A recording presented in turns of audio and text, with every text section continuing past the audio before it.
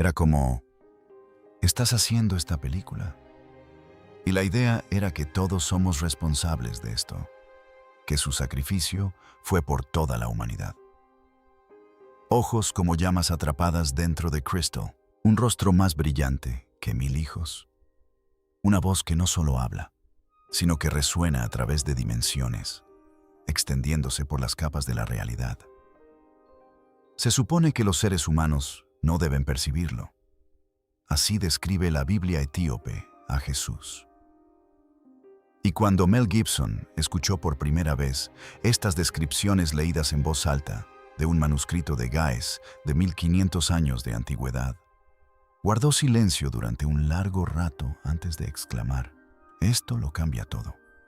Lo que están a punto de escuchar permaneció oculto al mundo occidental durante casi 2000 años. Y una vez que entiendas por qué, nunca volverás a leer la Biblia de la misma manera.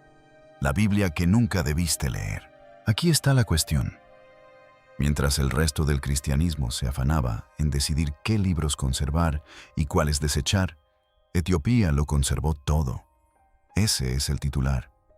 Esa es la parte que la mayoría de la gente desconoce. En el siglo IV, concilios de hombres se reunían en salas y votaban sobre qué textos eran de inspiración divina. Los libros que ganaron se convirtieron en tu Biblia. Los libros que fueron descartados fueron catalogados como peligrosos, retirados de circulación y, en muchos casos, destruidos físicamente. Entre 66 y 73 libros. Eso fue lo que sobrevivió al recorte, y la mayoría de la gente simplemente asumió que esa era toda la historia. No lo era, ni mucho menos. La Iglesia Ortodoxa Etíope Tuajedo, una de las instituciones cristianas más antiguas del mundo, nunca participó en esas votaciones. El cristianismo llegó a Etiopía antes que a la mayor parte de Europa. La Biblia, como todos sabemos, es una colección de muchos libros diferentes. No se trataba de recién llegados. Fueron de los primeros en el planeta en autodenominarse seguidores de Cristo. Y debido a que Etiopía está rodeada de montañas y desiertos, ya que durante la mayor parte de la historia de la humanidad fue prácticamente inaccesible, la Iglesia etíope desarrolló un aislamiento casi total de la política que transformaba el cristianismo en Roma. Así pues, he aquí la cuestión. Mientras los concilios romanos debatían qué evangelios conservar, los monjes etíopes copiaban cada texto que circulaba entre los primeros creyentes. Cada evangelio, cada visión apocalíptica, cada relato de Cristo. No seleccionaron ni descartaron nada. Conservaron el resultado: 81 libros, 46 del Antiguo Testamento y 35 del Nuevo, escritos en gaélico, una antigua lengua semítica anterior al latín o al griego como lengua franca. Y entre esos libros se encuentran textos que fueron borrados por completo del cristianismo occidental. El libro de Enoch, el libro de los jubileos, la ascensión de Isaías, el libro del pacto. El doctor Ephraim Isaac, de Princeton, uno de los más destacados estudiosos de la literatura de JZ, dedicó más de 40 años al estudio de estos manuscritos. En una ocasión, comentó que la primera vez que comparó el canon etíope con la Biblia occidental, sintió como si hubiera estado leyendo un libro al que le habían arrancado la mitad de los capítulos durante toda su vida. No se trata de notas a pie de página. No son meras curiosidades. Se trata de marcos teológicos completos que sobrevivieron en un solo lugar de la tierra. Y lo que dicen sobre Jesús ni siquiera es lo que dejó a Mel Gibson sin palabras. El Jesús cósmico te lo ocultaron. Si creciste en cualquier lugar del mundo occidental, llevas contigo una imagen específica de Jesús. Puede que ni siquiera seas religioso y aún así la tengas presente. Milagros y resurrección. Pero según las escrituras cristianas, aparentemente existió con Dios antes de la creación. Ojos suaves, rostro sereno, túnica fluida, piel clara, cabello rubio, expresión apacible. Esa imagen cobró vida durante el Renacimiento europeo. Los artistas representaron a Jesús como la gente de su entorno, accesible, familiar, seguro. Ahora, olvídense de todo eso, absolutamente de todo.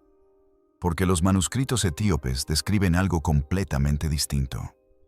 Y fíjense bien, no es sutil. Su cabello irradia luz como lana pura, bañada por la luz del sol. No es un color, es un material, luminoso, vivo, resplandeciente. Sus ojos arden como fuego atrapado en cristal y no ofrecen consuelo. Ofrecen total transparencia. Son ojos que ven a través de todo, a través de la pretensión, a través de las mentiras, a través de cada muro que hayas construido alrededor de las partes de ti que no quieres que se examinen. Su rostro brilla más que 1000 soles ardiendo a la vez, no cálido, no resplandeciente, sino llameante. Un resplandor tan intenso que, según los textos, incluso los ángeles en los cielos más altos luchan por mirarlo directamente. Y sin embargo, hay algo en él que, según el texto, está más allá de la comprensión humana. No porque el poder esté ausente, sino porque el poder es tan absoluto que no tiene nada que demostrar. Es la calma de algo que podría destruir el mundo y simplemente elige no hacerlo. Cuando habla, el sonido no viaja por el aire como una voz normal. Se propaga a través de dimensiones, capas de realidad que los seres humanos normalmente no perciben, vibran con cada palabra. Cuando se mueve, el tejido del mundo mismo responde, doblando y cambiando como el agua perturbada por una piedra. Incluso su silencio tiene peso. Los textos describen su presencia como algo que remodela el espacio a su alrededor, como si la realidad misma reconociera su presencia y se reorganizara en consecuencia. Aquí está el quid de la cuestión. Los textos etíopes no son poéticos. No utilizan metáforas para crear un efecto dramático.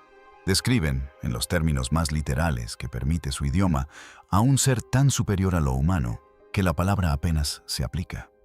El doctor Getachew Haile, quien catalogó manuscritos etíopes en el Museo Hill durante más de 3 décadas, describió la lectura de estos pasajes por primera vez como aterradora y hermosa a partes iguales. Dijo, «Este no es el Jesús de la escuela dominical. Esto es algo que la Iglesia Occidental olvidó o eligió olvidar deliberadamente». Ahora bien, aquí es donde la cosa se pone interesante, porque estas descripciones etíopes coinciden casi exactamente con el libro del Apocalipsis. Los pies como bronce pulido recién salido del horno, la voz como el rugido de una enorme cascada, el rostro resplandeciente como el sol en su máxima potencia. Esas imágenes aparecen en el último libro de la Biblia occidental, el único libro que sobrevivió al proceso editorial con su imaginería cósmica intacta. ¿Cuáles de todos estos libros posibles son realmente canónicos? Forman parte del canon bíblico. Pero en la tradición etíope, esa no es la excepción, esa es la norma. Así es como se describe a Jesús desde el principio, no en una visión apocalíptica al final. A lo largo de los textos, se supone que el bondadoso pastor del cristianismo occidental y el soberano cósmico de los textos etíopes son la misma persona. Sin embargo, parecen dos seres completamente distintos. Y esa diferencia no es casualidad. Es el resultado de una elección deliberada de personas que decidieron que una versión de Jesús les resultaba más útil que la otra. Cuando a Mel Gibson le mostraron estas comparaciones, el retrato renacentista frente a las descripciones cósmicas etíopes, según se cuenta, dijo que la imagen occidental de repente le pareció un dibujo infantil de una explosión nuclear, cómoda, familiar y completamente inadecuada. Si esto ya está cambiando lo que creías saber, suscríbete y activa las notificaciones porque cada capítulo profundiza más que el anterior. Y lo que viene a continuación podría ser la parte más explosiva, la profecía escrita 300 años antes de tiempo. De todos los textos que conservaron los monjes etíopes, ninguno es más peligroso que el libro de Enoc. Y su peligrosidad no radica en su contenido, sino en la época en que fue escrito. 300 años antes del nacimiento de Jesús. Reflexionemos sobre esto. Este libro, compuesto siglos antes de los acontecimientos del Nuevo Testamento, describe con vívidos detalles a una figura llamada el Hijo del Hombre, el elegido. Describe una corte celestial rodeada de ríos de fuego, ángeles postrados ante una figura de luz y un juicio final donde todo ser viviente es pesado y medido por un ser de un resplandor aterrador. No se trata de vagas profecías. Estas no son predicciones sin sentido. Son escenas narrativas detalladas, casi idénticas a las visiones del libro del Apocalipsis, escritos cientos de años después. Ríos de fuego fluyendo ante un trono de juicio. Ángeles temblando ante una figura tan radiante que no pueden levantar la cabeza. Un elegido, alguien que se sitúa en el centro de todo y habla. Y cuando habla, los culpables se derrumban y los justos lloran reconociéndolo. Y lo más sorprendente es que los eruditos no ponen en duda esta conexión. El doctor George Nicholsberg, de la Universidad de Iowa, autor del comentario considerado definitivo sobre el primer libro de Enoch, afirmó claramente que las imágenes del Apocalipsis no surgieron de la nada. Se inspiraron en una tradición apocalíptica ya antigua. Y la raíz más profunda de esa tradición es el libro de Enoch. Los paralelismos no son coincidencia, sino herencia. Un texto transmitió su visión a otro a través de los siglos. Pero aquí está el detalle. Durante los inicios del cristianismo, Enoch era ampliamente leído, citado y referenciado. La epístola de Judas, que se encuentra en tu Biblia, cita directamente el libro de Enoch. No son paráfrasis ni ilusiones vagas. Es una cita textual. Piénsalo un momento. Un libro citado en la Biblia fue declarado no lo suficientemente bueno como para estar en ella. Eso no es teología, eso es política. Y el contenido va mucho más allá de la profecía.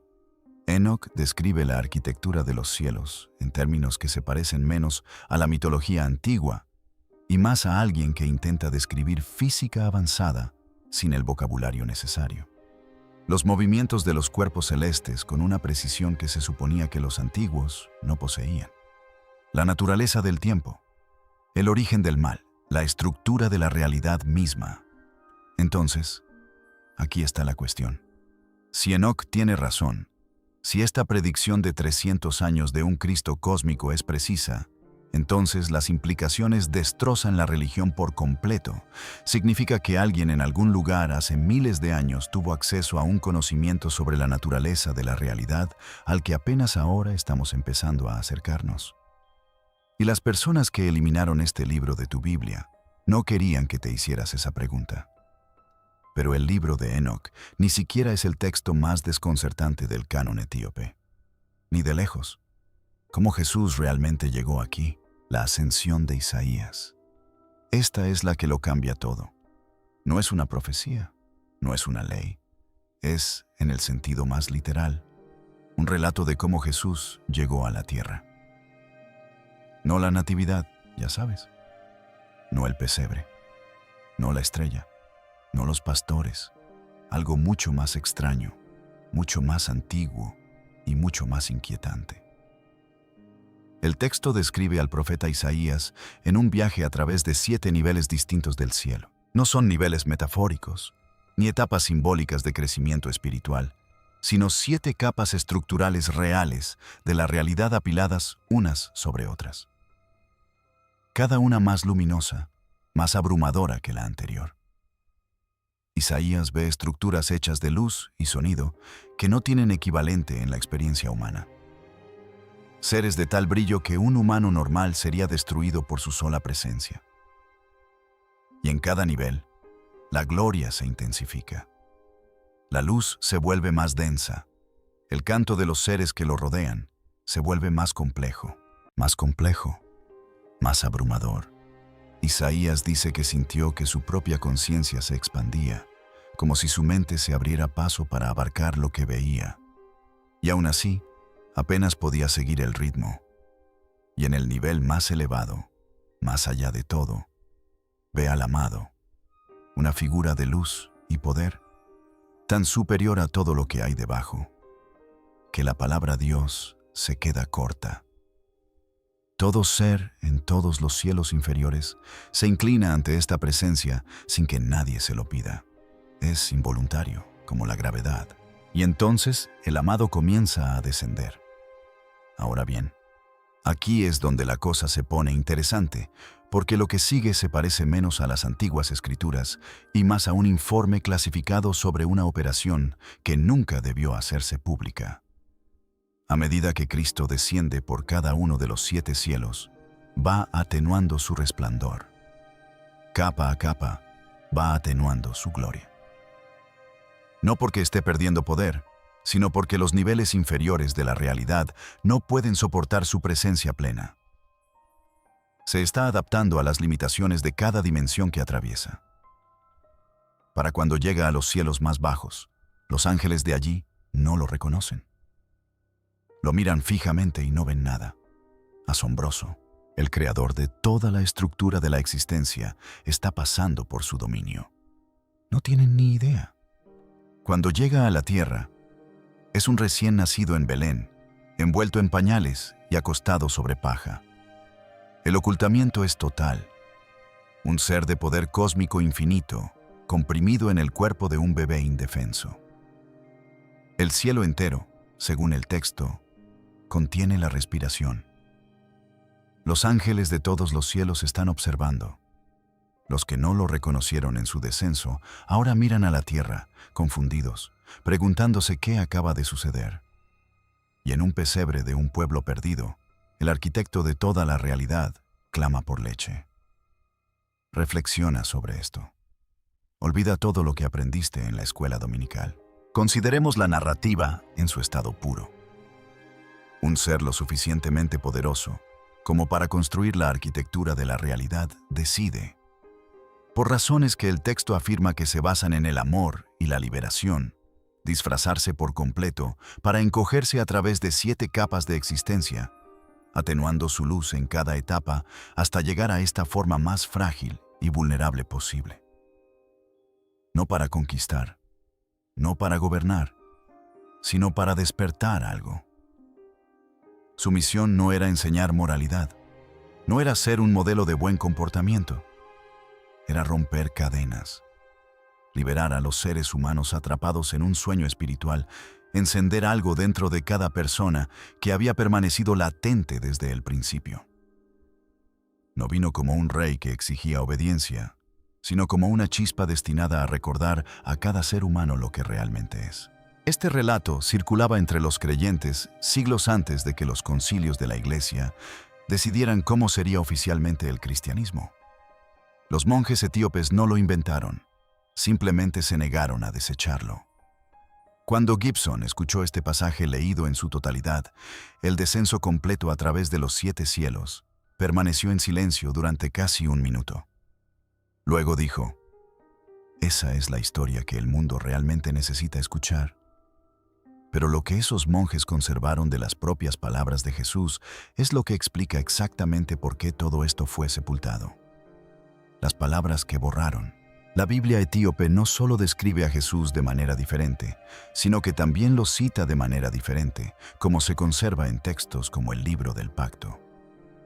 Hay dichos atribuidos a Jesús que nunca aparecieron en ninguna Biblia occidental. No porque se demostrara su falsedad, ni porque los eruditos determinaran que eran falsos. Simplemente no fueron seleccionados. Fueron descartados por quienes tenían la autoridad para decidir qué escucharía y qué no. Y lo más sorprendente es que, al leer estos dichos, se comprende de inmediato por qué fueron eliminados. En un pasaje, Jesús les dice a sus seguidores que no están hechos de polvo. Les dice que son hijos de la luz. Eso es todo. Esa sola frase. Y lo detona todo. Porque si cada ser humano es hijo de la luz, si cada persona lleva consigo un fragmento directo de lo divino, entonces todo el aparato se derrumba. Los sacerdotes, los obispos, los papas, los rituales, los edificios, las jerarquías, todo. Toda estructura diseñada para salvar la distancia entre la humanidad y Dios se vuelve innecesaria. No necesitas que alguien te conecte con algo que ya reside en tu interior. La clave está en lo siguiente. Los textos etíopes describen la salvación no como una transacción, ni como una recompensa otorgada por personas autorizadas, sino como un despertar. No te salvas acudiendo al edificio correcto y realizando los rituales adecuados.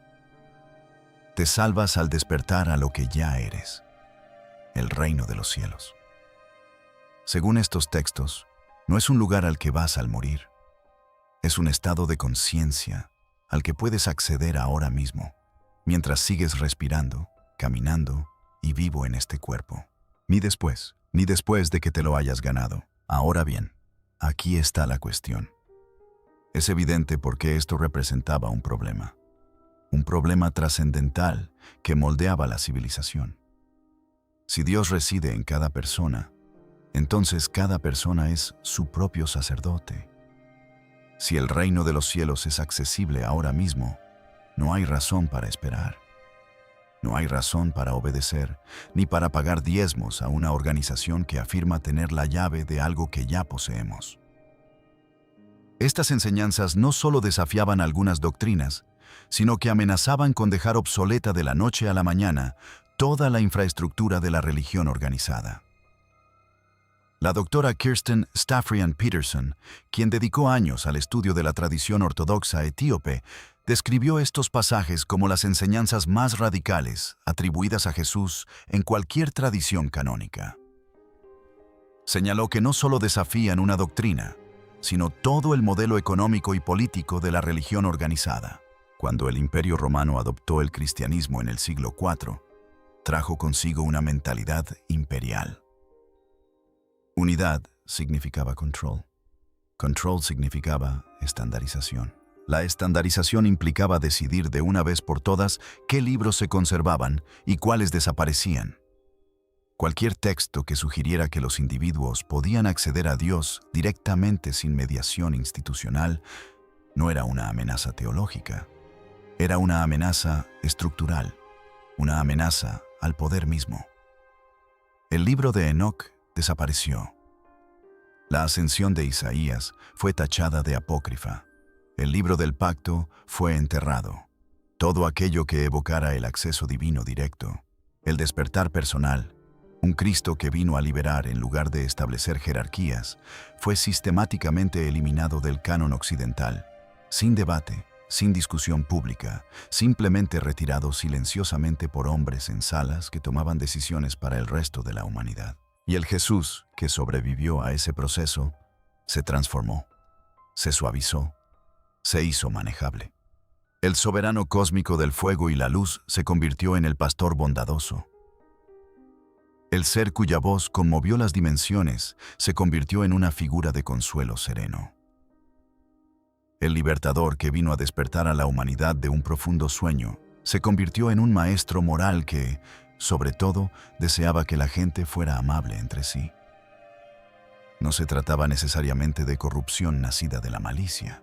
Fue una lenta deriva institucional hacia una versión de la historia que servía a los intereses de la institución que la contaba. Pero Etiopía estaba fuera de su alcance. Los monasterios excavados en los acantilados, accesibles solo por cuerda. Monjes sin interés en la política romana. Una sola tarea: preservar los textos. Y lo hicieron durante casi 2000 años. Generación tras generación, a la luz de las velas, copiando a mano, letra por letra, página por página, en una lengua que el resto del mundo había olvidado. Y los manuscritos que custodiaban incluso contenían advertencias sobre lo que sucedería. Advertían que las generaciones futuras crearían imágenes de Cristo que alejarían a la gente de la verdad. Predecían que la humanidad adoraría el símbolo en lugar de la presencia viva que hay detrás. Advertían que la gente construiría ídolos a partir de la imaginación y los llamaría Dios. Pinturas renacentistas que transforman a Jesús en un europeo pálido. Megaurcas que convierten el culto en entretenimiento. Un despertar cósmico lentamente reemplazado por una moralidad cómoda. Estas advertencias no parecen profecías. Parecen noticias escritas con 2000 años de antelación. Ahora mismo, mientras escuchas esto, esos manuscritos aún existen, resguardados en monasterios de piedra excavados en los acantilados etíopes. Algunas de ellas solo son accesibles mediante una cuerda que cuelga sobre un precipicio de 90 metros, custodiadas por monjes que han dedicado toda su vida a preservarlas. Hombres que se levantan antes del amanecer, rezan hasta que les duelen las rodillas y luego se sientan a la luz de las velas, copiando textos letra por letra en una lengua que el resto del mundo abandonó hace siglos. No lo hacen por dinero, no lo hacen para llamar la atención. Lo hacen porque creen que estas palabras están vivas y que el mundo, tarde o temprano, las buscará. 81 libros, descripciones de un Jesús tan radicalmente distinto de la versión occidental que, cuando Mel Gibson los descubrió, dijo que la iglesia en la que creció le había dado un Cristo con el volumen casi al mínimo. El soberano cósmico sigue presente en esas páginas. El descenso a los 7 cielos sigue ahí. La enseñanza de los hijos de la luz sigue presente. Cada palabra borrada de tu Biblia aún existe en la suya, en algún lugar, en un monasterio excavado en la ladera de un acantilado que la mayoría de los mapas ni siquiera muestran. Un monje, sentado en la oscuridad, copia las mismas palabras que su predecesor copió, y el anterior a él, durante 2000 años. Jamás ha oído hablar de los concilios que decidieron tu Biblia. No sabe que se eliminó, ni por qué. Solo sabe que se le confió algo que proteger y que morirá protegiéndolo. Lo único que se interpone entre tú y esos textos es lo mismo que siempre ha estado ahí. La decisión que alguien tomó hace mucho tiempo de que no debías leerlos. Si esto cambió tu perspectiva de la Biblia, deja un comentario y dime qué revelación te impactó más. Las descripciones del Jesús cósmico, el descenso a los 7 cielos o la enseñanza de los hijos de la luz. Yo las leí todas. Suscríbete y activa las notificaciones porque el próximo video profundiza aún más en lo que se borró de los textos que nunca debiste ver. Haz clic en el video ahora mismo.